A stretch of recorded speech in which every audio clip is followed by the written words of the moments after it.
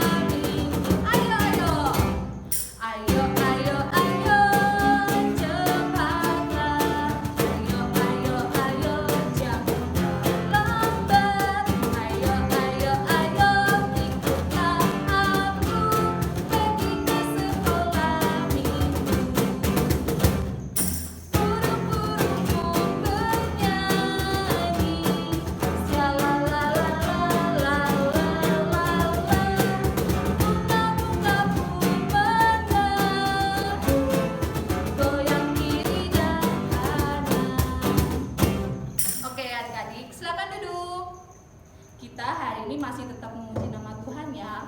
Bu Guru mau ngajak adik-adik kita nyanyi bersama. Kita nyanyikan puji nama Tuhan dengan menyanyikan lagu Hari Ini Harinya Tuhan.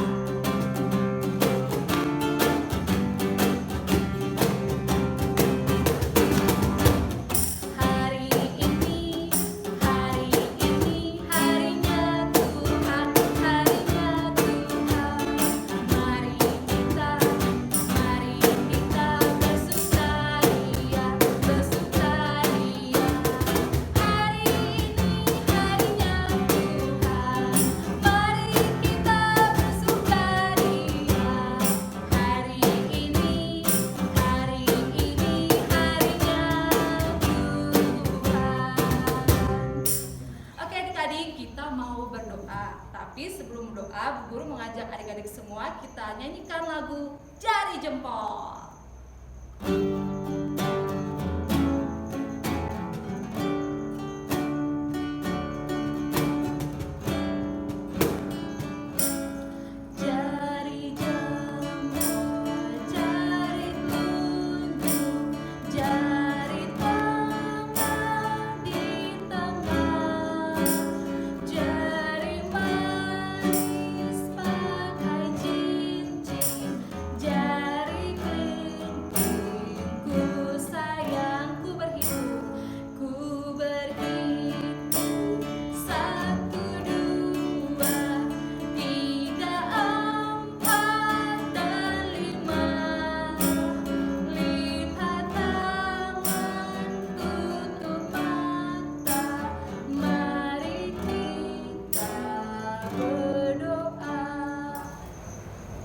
Tuhan Yesus, terima kasih Tuhan karena Tuhan masih menyertai kami semuanya hingga sampai saat ini. Tuhan, pada hari ini kami juga mengucap syukur karena Tuhan masih memberikan kami kesehatan, perlindungan Tuhan sehingga kami masih boleh diberi kesehatan dan kami dapat mengikuti ibadah sekolah minggu online pada hari ini. Tuhan Yesus, kiranya Tuhan berkati ibadah sekolah minggu online pada hari ini dari awal, pertengahan hingga akhirnya.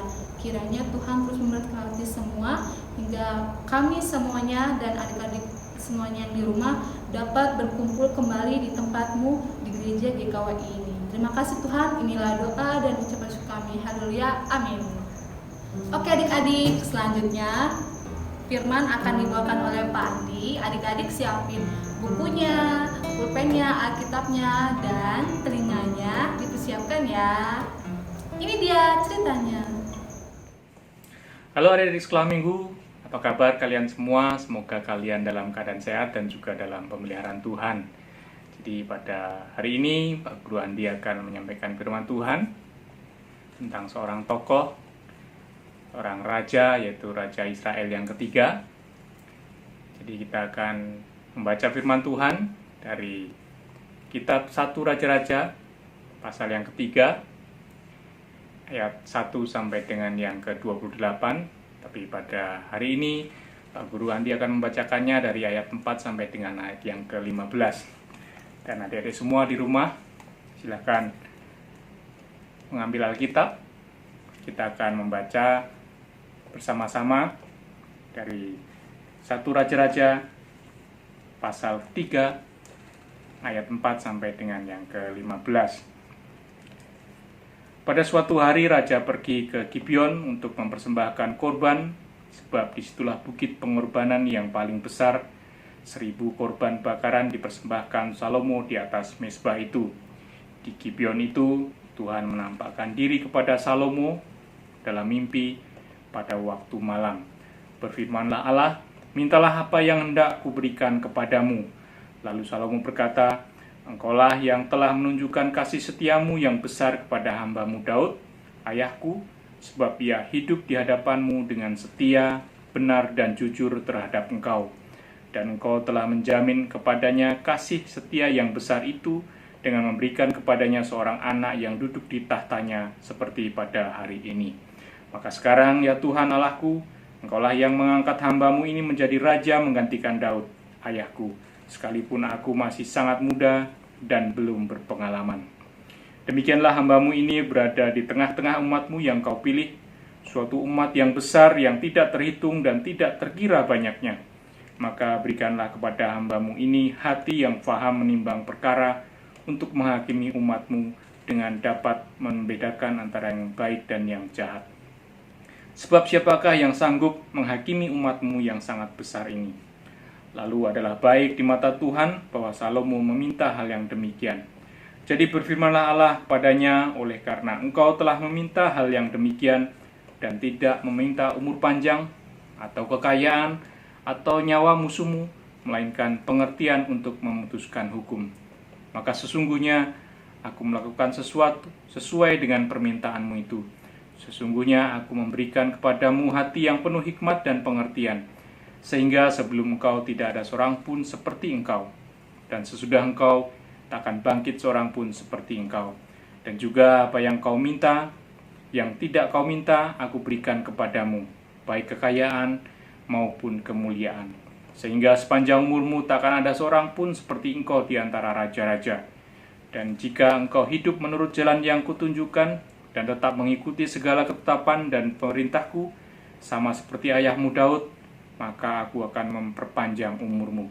Lalu terjagalah Salomo, ternyata ia bermimpi. Sekembalinya ke Yerusalem, berdirilah ia di hadapan tabut perjanjian Tuhan.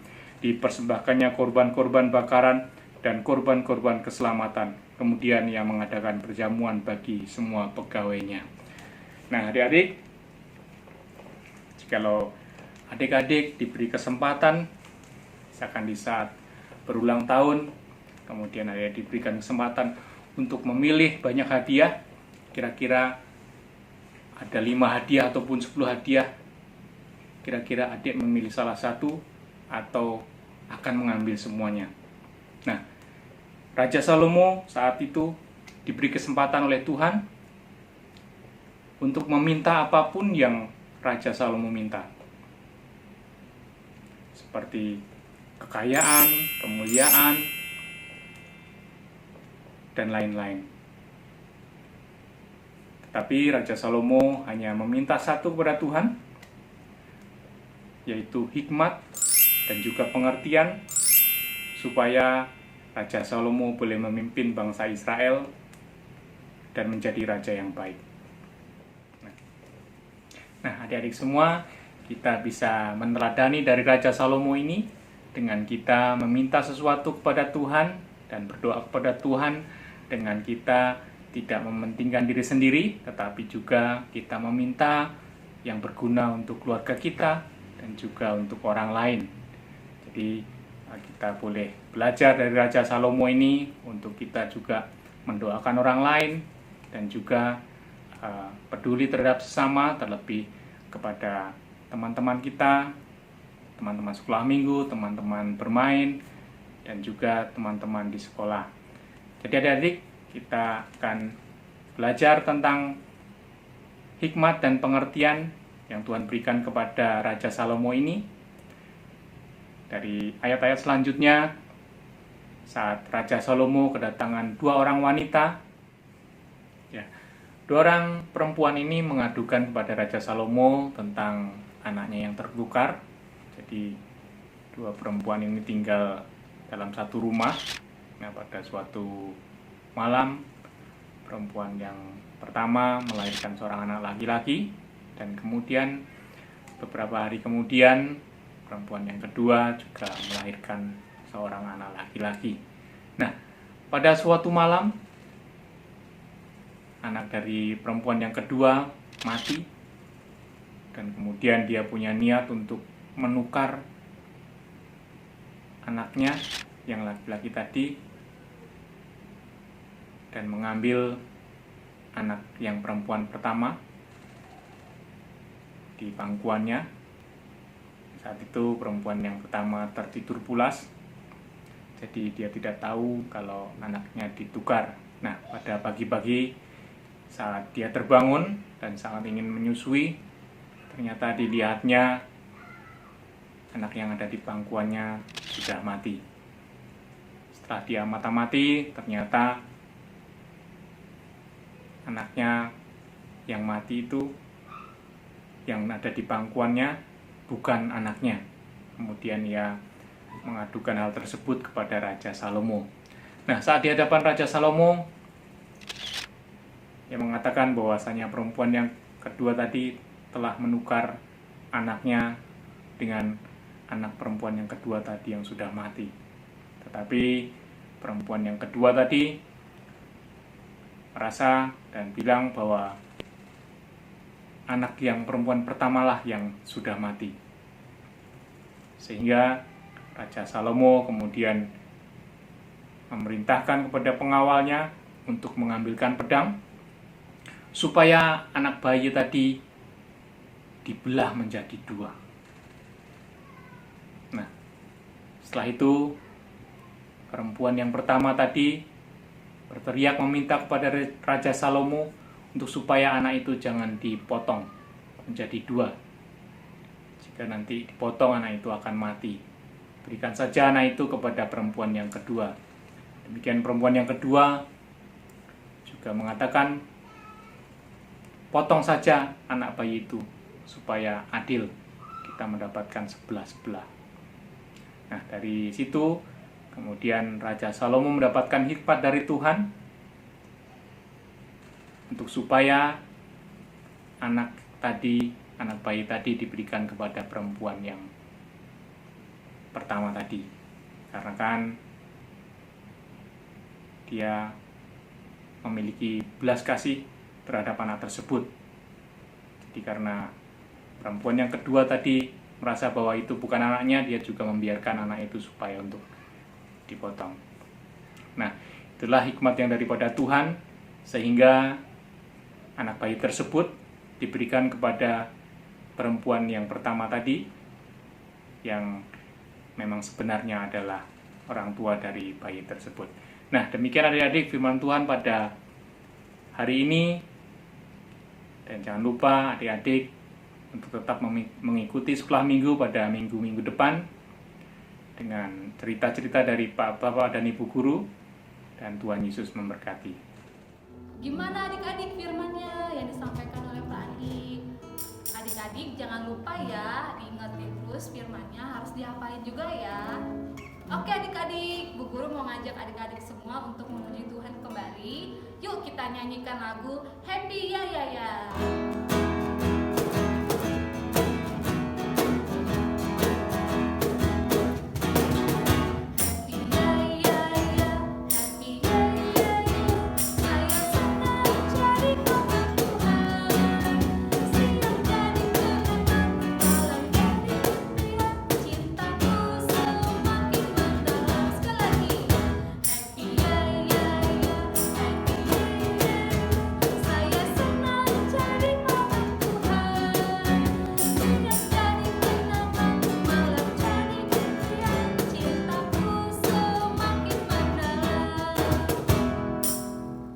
Oke adik-adik, Bu Guru mengajak adik-adik semua bangkit berdiri.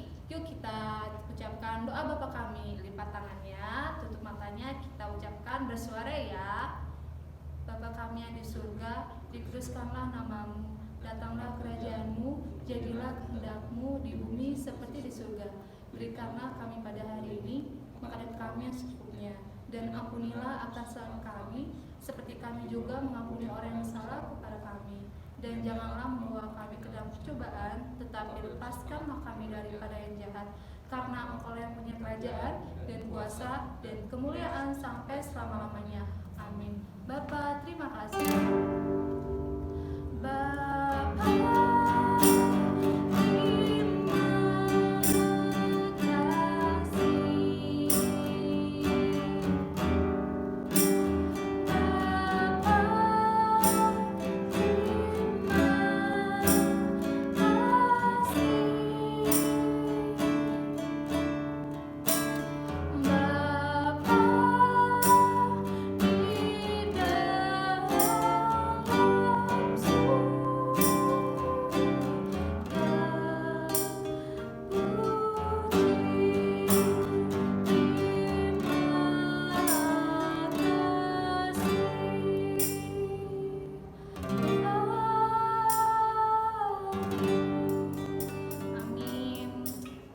ibadah kita sudah selesai. Adik-adik jangan lupa ya, minggu depan buka YouTube lagi.